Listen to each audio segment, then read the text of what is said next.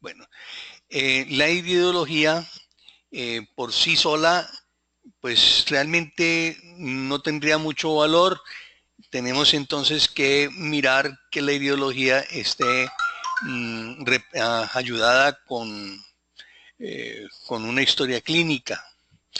Si nosotros vemos esa hermosa imagen que está allí, nosotros podríamos decir que ese es un iris, pero sin embargo es el ojo de una de las zonas del universo que realmente nos estaría representando de que hay algo más que no podemos realmente ni hallar ni interpretar, y de pronto nos está mostrando de que ese universo por el que nosotros nos encontramos eh, tiene también unas imágenes que nos enmarcan dentro de otro proceso completamente distinto, y nos está diciendo que de pronto la adivinación, la cabala, todo lo que es el campo de ese proceso del pensamiento alternativo, pues se suman dentro de un proceso completamente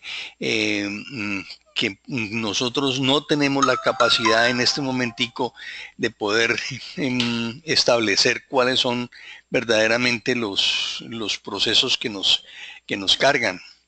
¿Y por qué? Porque nosotros, los seres humanos, dependemos realmente de una gran cantidad de, como decir, de información que hemos ido obteniendo alrededor del tiempo. Pero esta es información que nosotros hemos ido eh, manejando, mm, pues realmente es muy, pero muy limitada para nosotros. Y nosotros, cuando entramos a la ideología, pues tenemos que encontrarnos o nos vamos a encontrar con que esa historia de la ideología está relacionada precisamente con seres que si los vemos allí y que están prácticamente utilizando relojes, utilizando escafandras y utilizando alas, no eran prácticamente humanos, sino que eran seres que habían venido a nuestro planeta a cumplir alguna misión, y de ellos prácticamente dejaron una, como decir, una información muy importante, y esa información precisamente es la parte que corresponde a la ideología. O sea que cada vez que nosotros miramos hacia afuera, miramos o hacia adentro más bien, porque miraríamos en el fondo de nosotros mismos, nos vamos a encontrar una gran cantidad de información importantísima que nos está simple y llanamente reflejando lo que en un momento histórico del tiempo, pues realmente fue lo que nos decía, por ejemplo, un tal el Salzer, que escribió un libro sobre el diagnóstico por el ojo y el ocultismo, y él cita a un tal Libra y dice que todo lo que ocurre en el cosmos se refleja en el hombre. Nosotros entonces tenemos una comunicación directa con ese cosmos, con esa historia de la humanidad, con esa capacidad de poder entender un poquito más allá de lo que solamente nos está mostrando prácticamente el iris, que son no solamente las enfermedades, sino nos está mostrando el alma. Si nosotros miramos a Lucas, Lucas dice, el ojo es el faro de tu cuerpo, si tu ojo está sano y puro, tu cuerpo entero es luz, pero si está enfermo, tu cuerpo se halla en la oscuridad.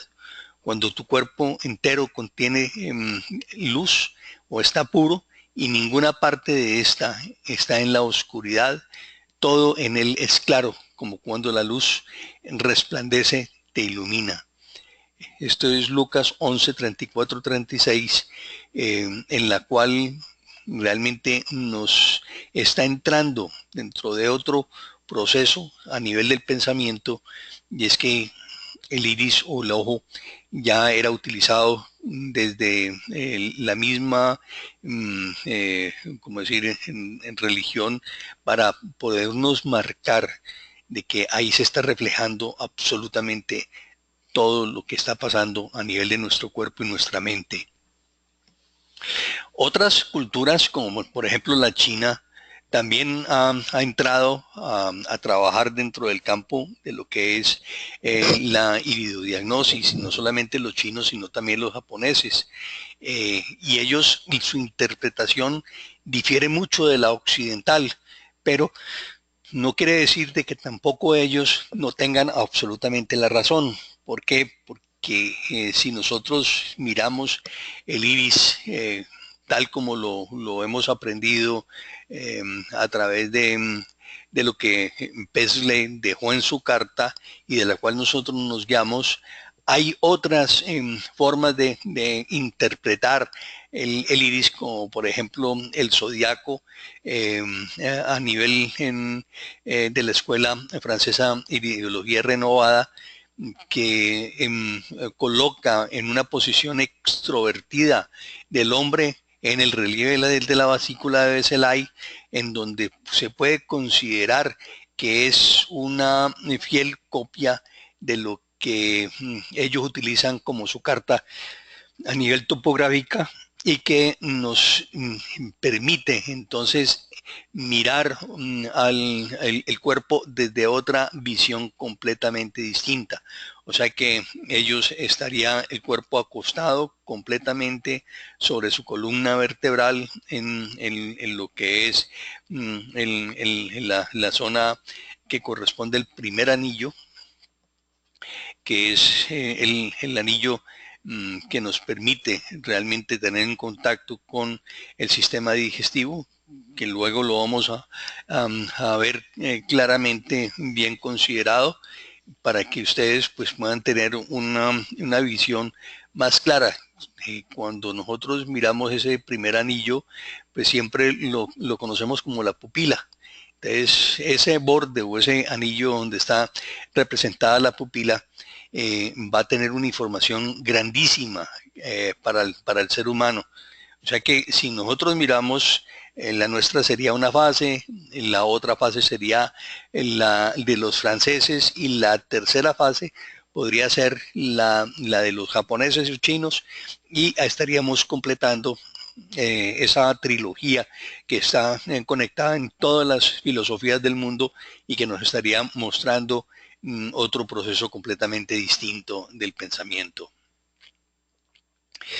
Mm, Cuando nos metemos a mirar entonces dentro de una breve historia, eh, lo primero que nos encontramos es que hubo médicos en la antigüedad que estuvieron o trabajaron mucho con el campo de la medicina, y utilizaron precisamente el conocimiento de lo que era la iridología. El primero de ellos fue en Paisley,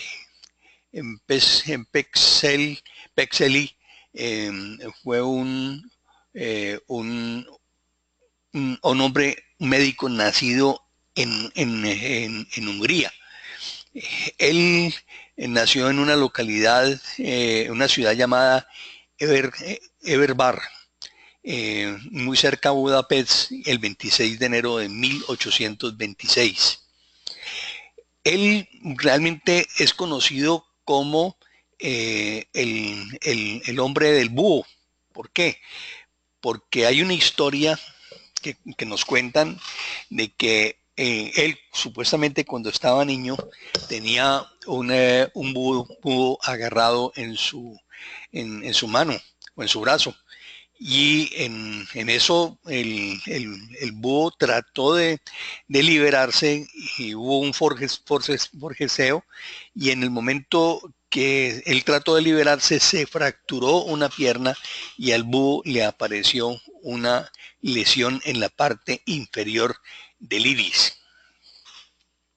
Hasta el momento, pues y casi que en este momentico es imposible que podamos realizar un tipo de, como decir, de experimento con un búho para averiguar si es cierto que en el búho le aparece una lesión en su parte inferior del ojo, porque pues eso iría en contra de todo lo que son las leyes contra la protección animal y terminaríamos prácticamente en una cárcel, o sea que no tenemos manera de probar si lo que Pesles nos comentó o lo que nos comentaron que había pasado con Pesle es real o no es real.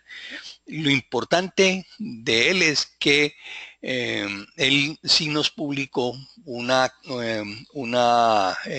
carta ideológica en 1886 y como ustedes pueden ver, él nació en 1826, por lo tanto, pues ya tenía su cierta edad. Y aquí vemos esa carta. Esa primera topografía del iris se conoce o se le atribuye a Ignaz y fue publicada en la hoja semanal homeopática en 1886. Las similitudes entre las cartas modernas que son numerosas, el cerebro, los pulmones, los riñones, el hígado, el corazón, la columna vertebral y otras áreas son idénticas a las que publicó en su momento en este médico húngaro. Si tenemos búho o no tenemos búho, o si él es real o no es real, en realidad nosotros poco nos debe importar. Lo importante que tenemos que darle es que él fue el primer autor de una carta y que esa carta fue lo que permitió empezar a entender esto como una, como decir, como eh, un apoyo hacia el diagnóstico. Eh, Él, además de haber hecho esa primera carta, sufrió por parte de las autoridades médicas la acusación de ejercer como falso curandero. Lo cierto es que él pudo determinar a un médico alópata que lo acusaba de muchas enfermedades simplemente observando con sus ojos, con lo cual lo dejó sorprendido a su acusador, quien tuvo que retirar la denuncia de fraude. Quizás por esta razón y para poder trabajar más tranquilamente, él empezó a estudiar medicina y a los 36 años se graduó en la oficina, en la Facultad de Medicina de Viena y se licenció en el año de 1867. Posteriormente, en 1880, publicó su primer tratado denominado Descubrimiento en el seno de la naturaleza y el arte de la curación. Este libro no se encuentra, o sea, está perdido completamente. Y también Emily Schigel aparece inmediatamente detrás de él con otro libro llamado El diagnóstico por el ojo según Pesley. Ambos libros no se encuentran.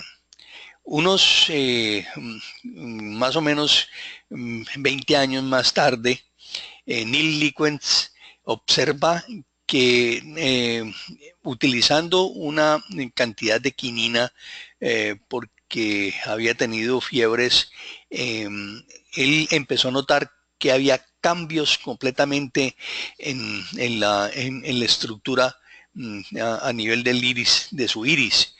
Y entonces empezó a notar los cambios que él podía observar y esto, como si nosotros pues realmente miramos que en la parte que corresponde a Europa, pues la cantidad de pacientes o personas que tienen los ojos azul pues son muy aumentados y por lo tanto empieza a publicar a manera de tratado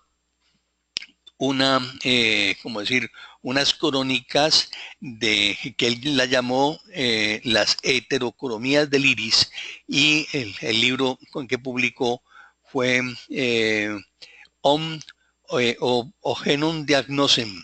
Cuando Paisley se enteró de esa aparición, de esa obra, pensó que este hombre había copiado su sistema, pero lo cierto es que los campos de investigación que ambos tomaron eran completamente distintos, pero sin embargo complementarios. Desde siempre entonces, las escuelas a nivel europeas han sido las que más han brindado información con respecto a lo que son el diagnóstico a través del iris, o por lo menos en el siglo pasado. La iridología empezó a ser utilizada dentro de lo que fueron los primeros médicos naturistas, y esto conllevó realmente a que empezara a presentarse una cierta, como decir, rechazo por cuenta de lo que era la medicina alopática en su momento, y, y realmente empezaron a causar una gran cantidad de procesos en contra de los médicos que utilizaban este tipo de tratamiento, perdón, de forma diagnóstica. Otros ideólogos posteriores a él fue como Emil Schlegel. Emil Schlegel fue un hombre que vivió también en Europa, vivía. Él había nacido en un hogar bastante pobre, pero el padre de él quería que él pues realmente tuviera, como se dice, una carrera adecuada, que quería que fuera químico, y él se convirtió en un homeópata de renombre, utilizando la iridología como su forma de diagnóstico. Fue uno de los hombres más certeros en su momento con los diagnósticos, y esto pues realmente ha sido uno de los prohombres de lo que es la iridología.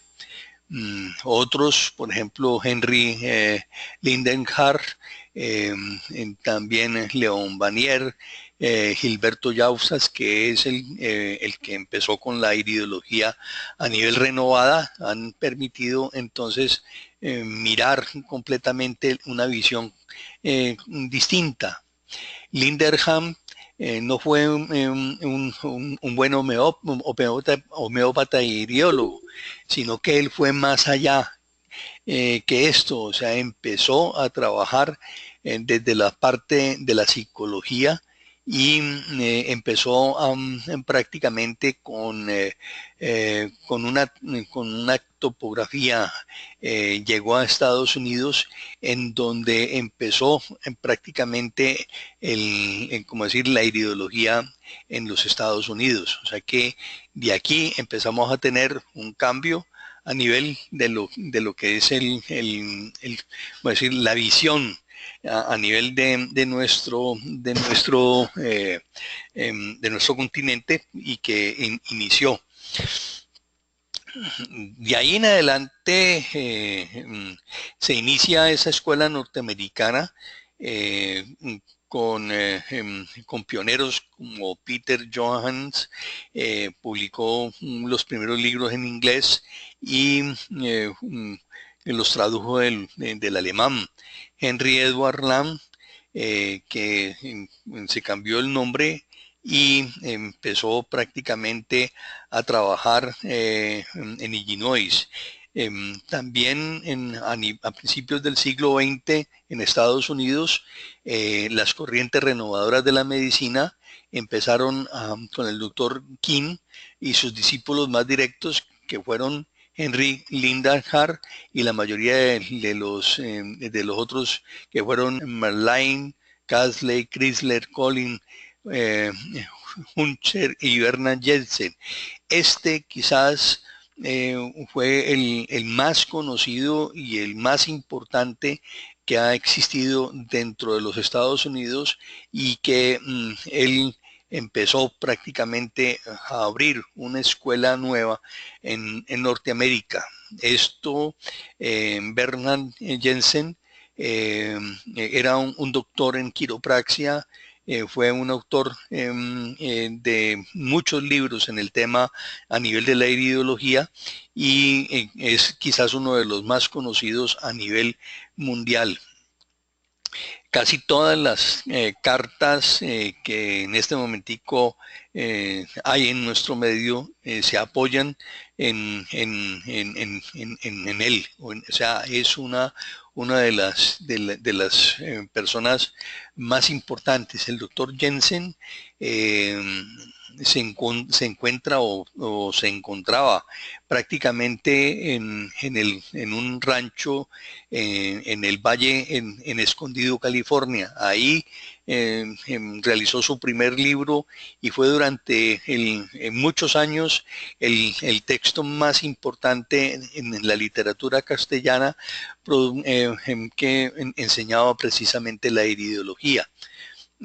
Hace muy pocos años entonces se publicó una obra magna de iridología con multitud de casos clínicos y fotografías que representan prácticamente la sumatoria de toda su obra y esto es muy importante porque por más de que él haya fallecido en el 2002, fundó la Bernal Jensen Internacional dedicada a difundir la iridología por el resto de las enseñanzas a través de charlas, cursillos, seminarios por todo el mundo.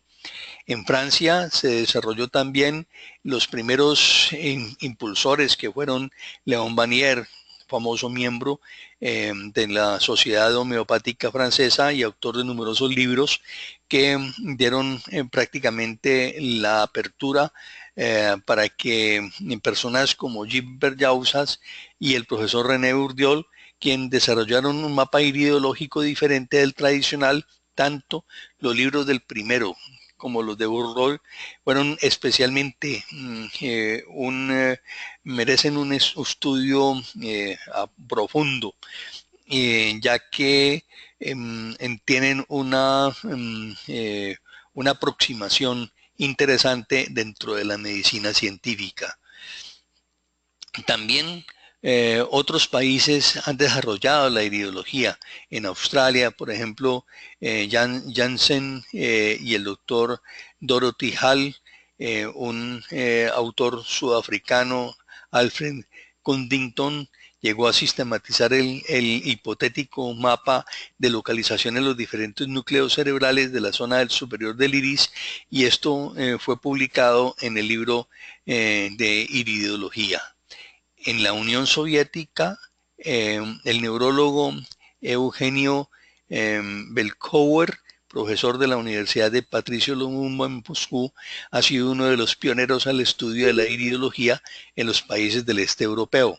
A este se debe uno de los pocos textos de iridología que han contribuido a la enseñanza de la iridología en el ámbito de la medicina ortodoxa. Ha sido utilizado, sin embargo, y desarrollado por Jensen por el bien a nivel de todos los médicos de Rusia,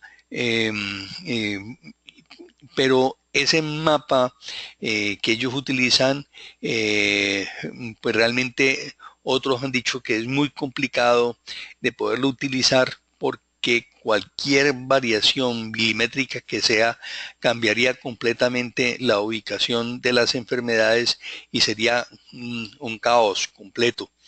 O sea que necesita que haya una relación muy perfecta en la localización exacta del iris para poder llegar a que ese diagnóstico que hacen en Rusia pueda tener realmente ¿cómo decir? Una localización exacta de las áreas. De pronto por eso continuamos nosotros utilizando más aquellos mapas que corresponden a Jensen o a los que han venido mostrándonos en el campo. Por ejemplo, aquí tenemos la carta iridológica holística en la cual tenemos la localización. Es una carta de muy buena localización. Es una unión entre las escuelas del LAN y del INDERHAR que permiten una afinidad de una gran cantidad de, de elementos que realmente acercan mucho a la utilización del tema a través del diagnóstico y que aunque el futuro de la ideología pueda todavía ser un poquito incierto, los que trabajamos en ella la vemos muy provechosa y al haber incluido las técnicas a nivel fotográficas y las fotografías digitales, el video y toda la información que hemos podido ir, como decir, permitiendo que entre a formar parte dentro del proceso de la ideología, nos hace merecedores por parte de la medicina oficial como una técnica interesante. Algunos médicos cuando ven el iris, cuando empiezan a entender un poquito con respecto al iris, ya lo miran con otra visión completamente distinta y espero que ustedes en este momentico también tengan la misma posición. Aquí vemos un mapa realizado por el doctor Flavio Gaxola, que es muy bueno, pero sin embargo muy complicado de poder aplicarlo en los pacientes precisamente por la misma razón. Igualmente, el de Lino Fernández García, que es uno de los homeópatas de renombre en España y que nos permite entender un poquito también la forma como debemos empezar a mirar el iris.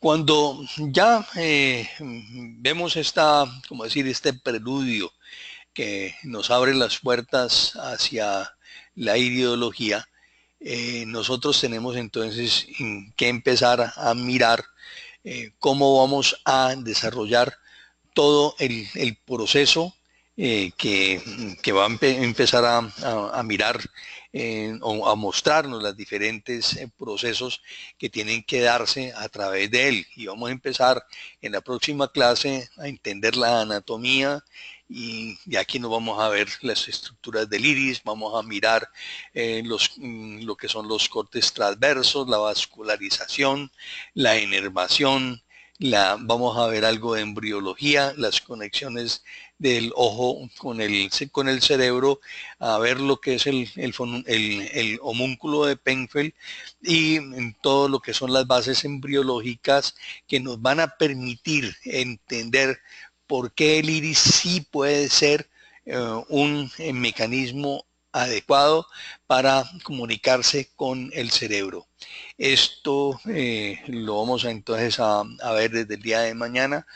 Hoy lo único que nos vamos a quedar es en esta parte, o sea, lo que es el inicio de la ideología, el porqué de ella, por qué ustedes están en este momentico llegando prácticamente a conocer un poquito la ideología.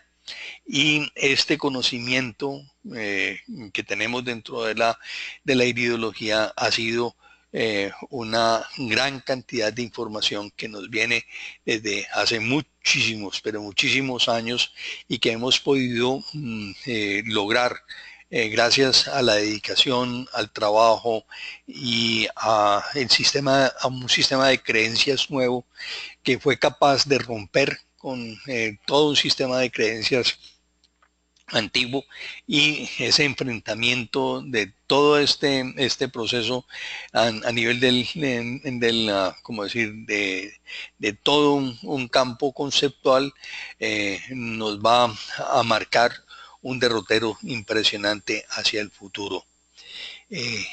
Siempre entonces nosotros tenemos que tener en cuenta que el iris es una membrana conjuntivo muscular vascular que se sitúa entre la cámara anterior y posterior del ojo, de la cual forma esa parte divisoria.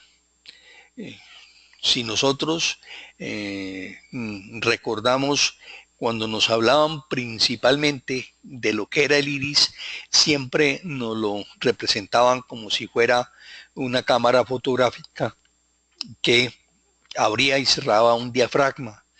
Y ese apertura y cierre del diafragma pues lo hace precisamente a nivel de su anillo encargado de, como decir, de movimiento, que es la pupila, pero la pupila no es solamente este campo, porque aquí es donde vamos a tener que comenzar desde la próxima clase a entender que una de las partes va a ser manejada por el sistema simpático y la otra la va a manejar a través del sistema parasimpático.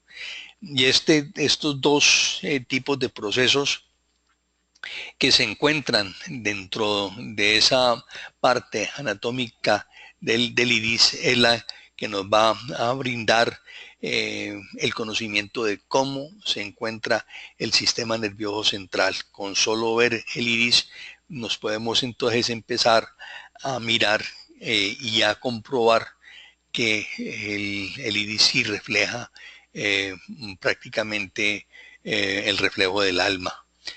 Bueno, yo quiero abrir los micrófonos, quiero saber si hay alguna pregunta. Hasta el momento abro para todos y si alguno tiene alguna pregunta, por favor, realícela.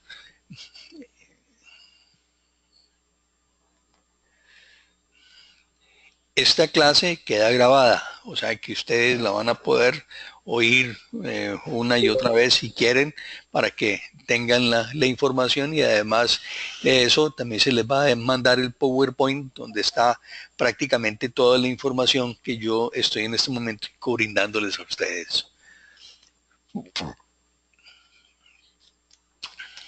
¿Alguna pregunta?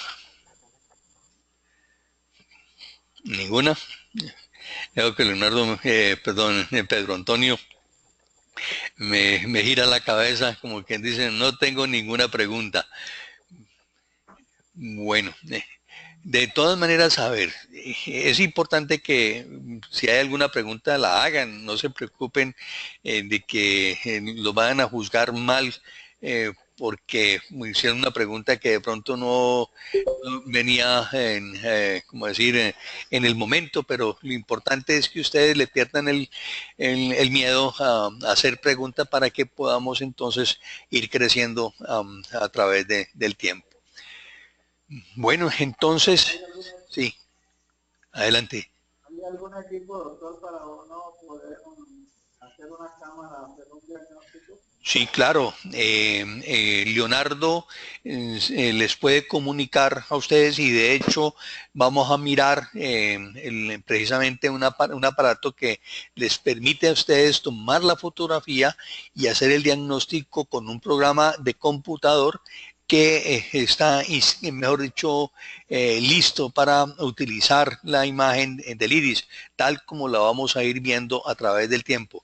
Yo les voy a mostrar todo eso, tranquilos, o sea, no se preocupen que eso va, creo que va incluido dentro dentro del curso, o sea que hay que hablar con Leonardo con respecto a esto.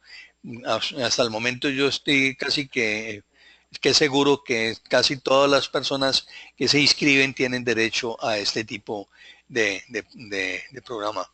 Entonces, pues ya Leonardo se encargará de resolver claramente esto, pero yo le digo que sí. Y es un excelente programa, es una excelente cámara, tiene muy buena resolución y por lo tanto te va a permitir tomar la imagen del iris y hacer tu diagnóstico adecuado.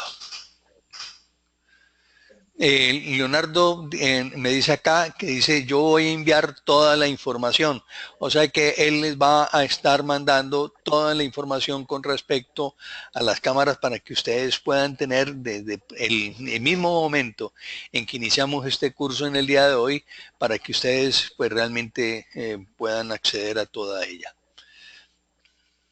Está bien, doctor. Con mucho gusto, Pedro Antonio.